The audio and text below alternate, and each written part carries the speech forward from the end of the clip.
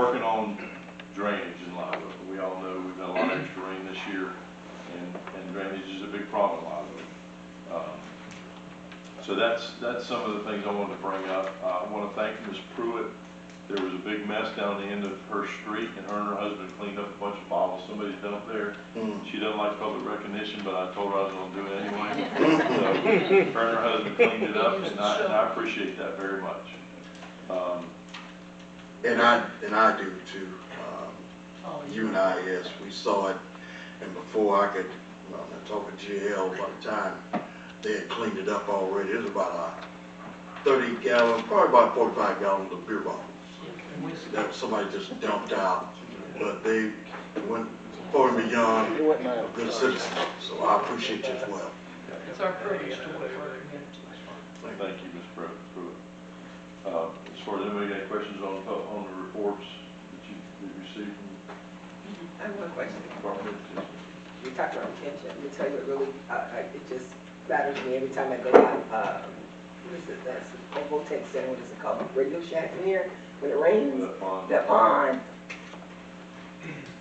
It's dangerous, especially for people like myself. You know what? Like to play in the water when it rains, you know, and wade in it. The ducks like it too. Yeah, they do. So what are we doing about it? We're gonna put drainage over that area in the schools, or? We have to talk water management anytime we poke a hole in the ground. So I've got really good relationships with them, and we started off this last Monday about retention. Yeah, because it can be really, especially now in all those elementary schools that's surrounding up in there, we need to be kind of helpful. You're right. So no issues with department reports from anybody. I know Jason probably has something to talk about during reporting time. Jason. About Hale Park. Got a couple other things, but yeah, we'll talk about John Hale Park. For the record, Jason Furry, Parks and Recreation. Thank you. I see you over there. Thank you, Mr. President. Just brief update, I won't keep it long. Did want to say thanks to the council though, those that made it out to the Don Allen workshop, ribbon cutting, successful event I think, and had a great turnout, over 100 people there, and so appreciate you guys coming. And anybody wants to go by there that hadn't made it out, please give me a shout, and we can make arrangements. And just wanted to say thanks to the council, the leadership, and for the staff. We've had a lot of projects going on here lately. It seems like I've been at City Hall a lot more than usual, but over at the Annex and over here, and even JL. I mean, but just the staff is just, everybody's got a great attitude. They've got that how can we help you mentality, and I need a lot of help when I come in usually. So just wanted to say thank you to all the staff, the different departments that we've been working with as far as Parks and Rec. So yeah, Mr. Sessions mentioned John Hale Park. So you're aware we went out to bid, and unfortunately the two bids came back. We thought we'd get a few more, but we had two bids and they were very high, a lot more money than what we had budgeted, so we'll rebid. In the meantime, the county, I'm not sure if you guys were aware or not, the county had wrote a grant through some ARPA money and some COVID money. Anyway, successful. They got 3 projects in the county, Douglas Center, one in Brantford, and John Hale Park Community Center. So $800,000 that I assume we can pair with the Pilgrim's donation and make a nice improvement over there to the rec center, the old rec center as we call it, to John Hale Park. So even if the bids came back within budget, I would probably recommend let's hold up and let's coordinate with the city, the county grant, and let's bid that scope a little bit differently now that we have a little bit more funding. So anyway, just want to bring you up to speed there. I don't know if there's any particular questions on that. I don't have a lot of answers. It's federal money. Jason, you said it's ARPA and what? COVID. ARPA and COVID money. COVID money. Yeah, I don't know the exact funding source, but okay. Typical grant, it's going to be 3 to 6 months before we have any kind of grant agreement that can actually do any work. There's going to be some hoops to jump through, some studies, and I don't know what all yet because it's just fresh. A couple weeks ago, you saw the announcement. So as soon as we know something, we'll be in coordination with Mr. Sessions and JL and keep you guys posted. But exciting news. Disappointing we have to wait, but we know it's going to be a better project, down the road. So that's John Hale Park. A couple other items just to mention. We had some vandalism at Heritage Trail. Some of the displays that the library had put up got damaged, and I don't know. We've had a string of the bathrooms at Heritage Park. This weekend, it's not you guys, but somebody that decided to burn 2 porta potties down at Little River Springs. I mean, it's just silliness. So it is sad, yeah, because now, we've got to pay for that. But anyway, the chief and the officers, they've helped us out. They've been over to the park a couple times for some mischief youth over there at the sports complex, and appreciate their support. So just bring you up to speed on what's going on, dealing with the public, how that is.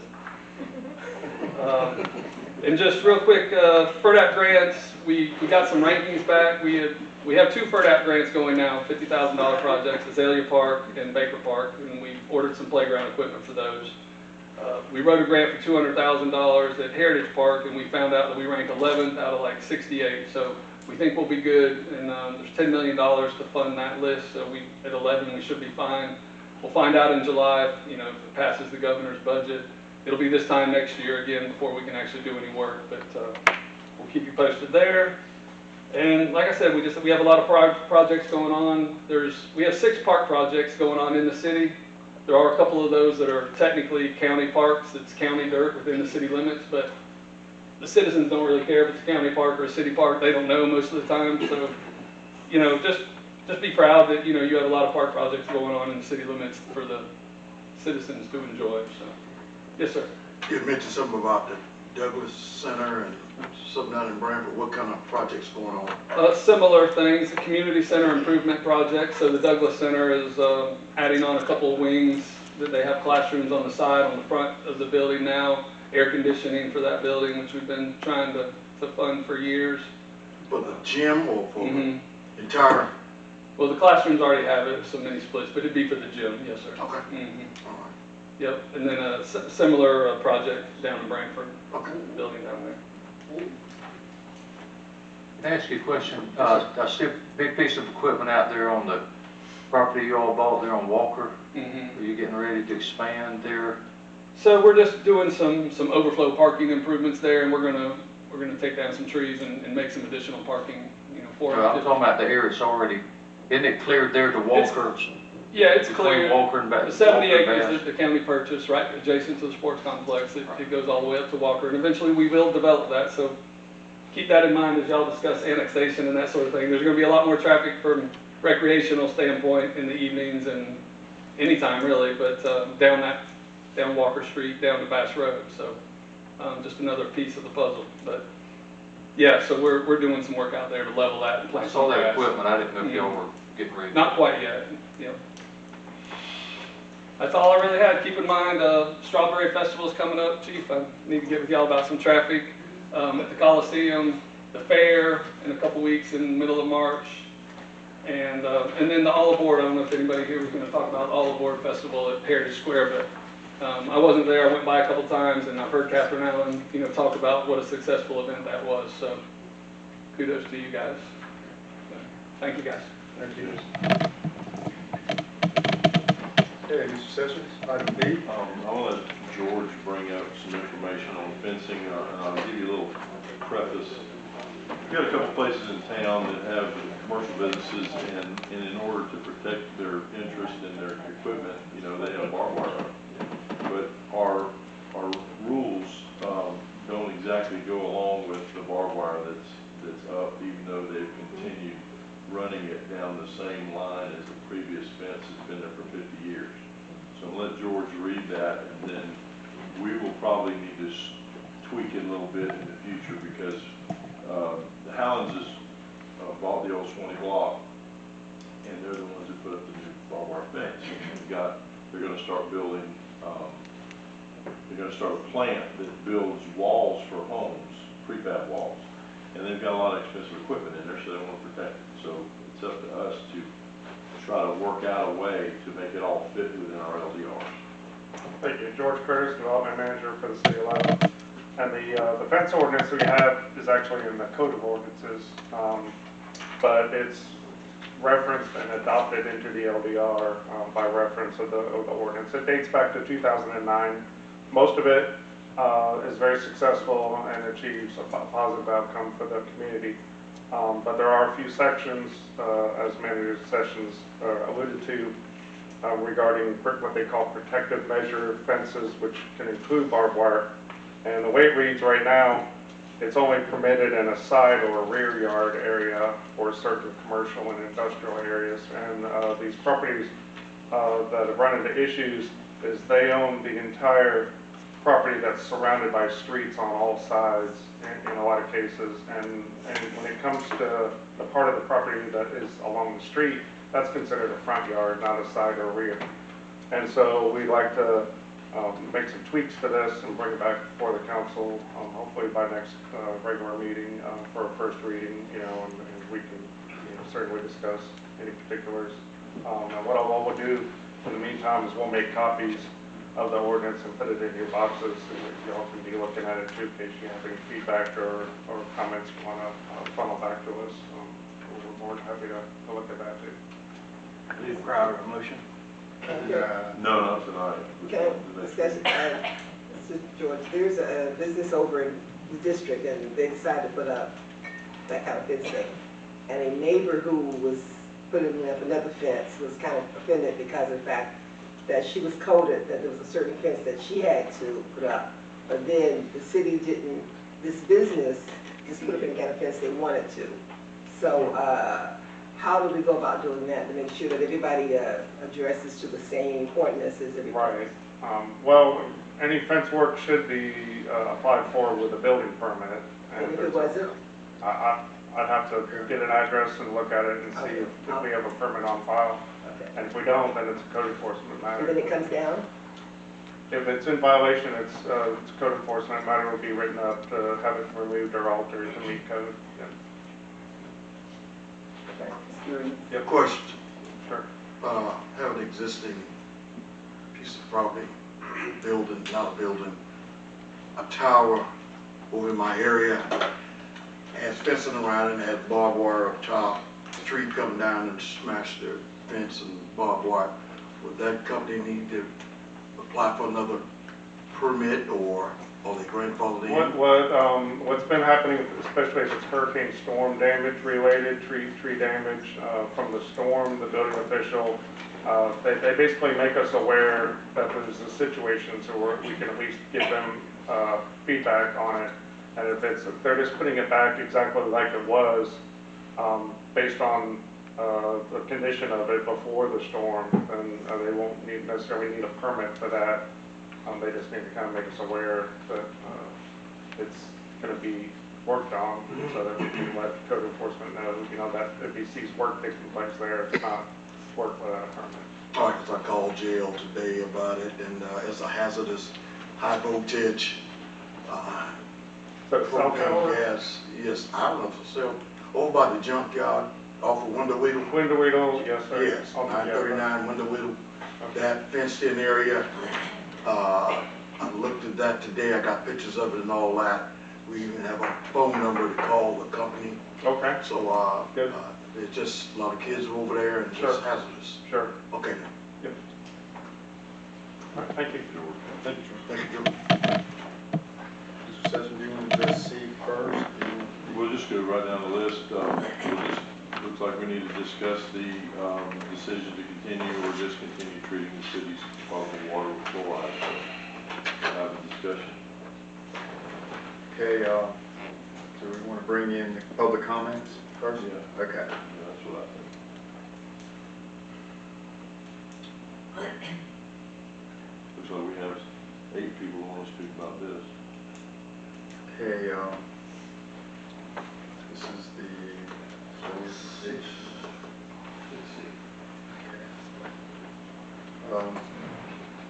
Melissa, Matt, Francisco, which item did you want? Not that, or Okay. She wanted to. the next, D. D, okay. Yes, sir. I'm sorry.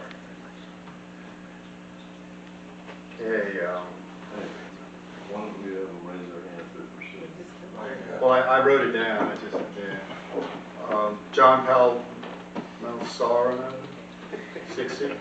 I've murdered your life. I'll take it for 10 years for that. Now. Mr. President, you're not the first one, thank you very much.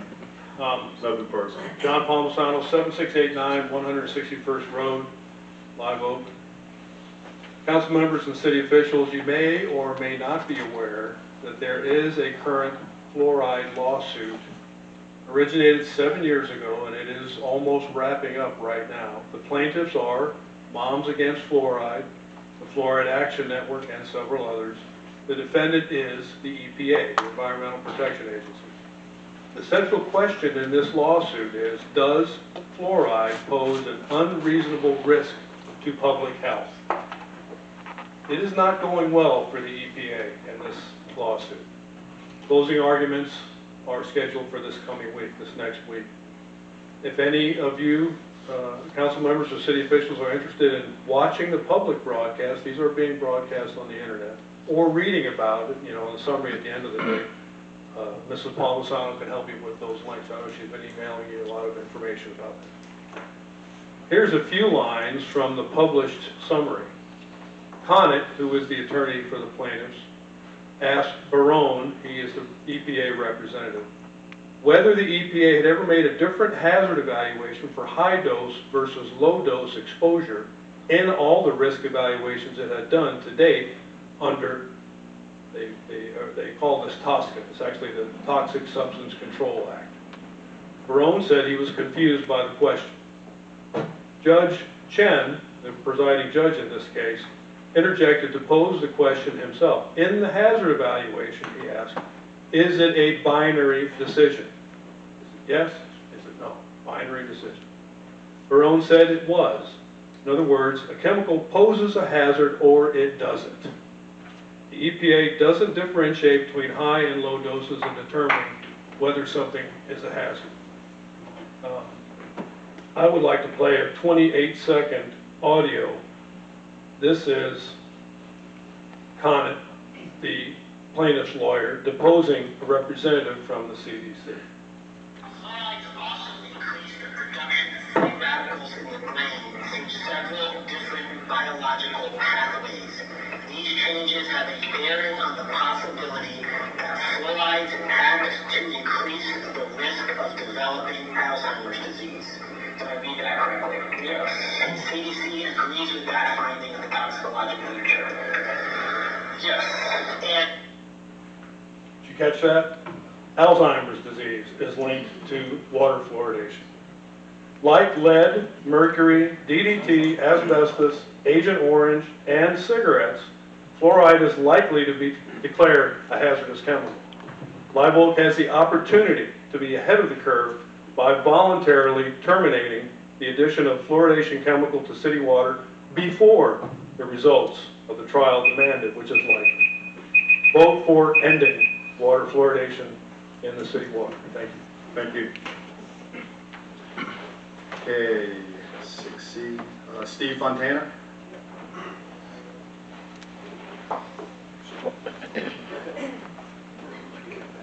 Steve Fontana, 21181 144th Street, Live Oak. And I want to thank you for hosting the workshop. I just want to go over a couple of the highlights from the workshop. We had an expert here that was presenting some information. Number one, he said that it stops cavities 25 to 50% of the time. That's a large range, 25 to 50%. But he didn't qualify, well, what's the distribution of that? I suggest to you that you need to say it's 25%. Because he didn't say that it's 99%, 25% of the time stops cavities, and then only 1% it stops 50% of the time. Because that wasn't qualified, I suggest we have to assume that it's only a 25% stopping of cavities. Okay, now I'll move on a little bit. He also said that one of the side effects is a little bit of dental fluorosis. Okay, a little bit of dental fluorosis, and I guess what he suggested that it's not a big deal if it's not severe. Let me tell you what happens when dental cirrhosis is severe. Brown spotting on the tooth enamel, pitting of the enamel, and permanent damage to tooth enamel. How many people we want to allow to have permanent damage to tooth enamel to get us to that 25% prevention of tooth cavities? Okay, another thing that he mentioned, he said that he presented a couple of pictures. And I love pictures. Pictures are great. Pictures are worth 1,000 words, right? But in this case, you're seeing pictures of two different people, but what we're talking about is the whole city.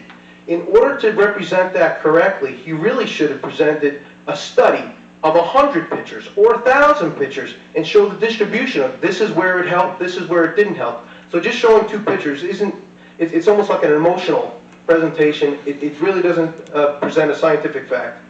Number 4, getting to IQ studies. And this kind of gets to what Mr. Palmisano was talking about. As far as IQ studies, one of the things he didn't say, he did not say that it doesn't affect IQ. He qualified it and said, if we keep it below this level, IQ is not effective. Okay, so do you really want to put procedures in place to make sure that your guys are keeping it below that level? Do you really want to put something in place to measure it every time they put it in the water to make sure they're keeping below? And he only represented one study.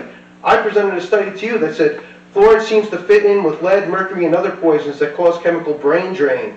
There was another study that says the weighted evidence on 39 health endpoints presented, in addition to denofluorosis, which I mentioned, evidence was considered strong for the reduction in IQ scores in children.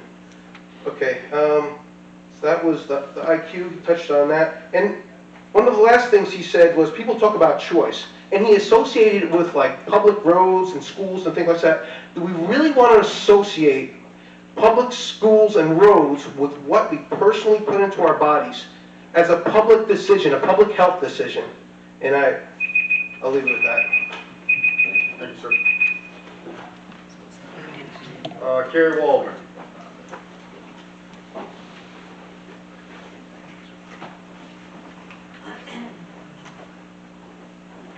Thank you. I'm Kerry Waldron, and I'm speaking tonight as a citizen of the city of Live Oak First.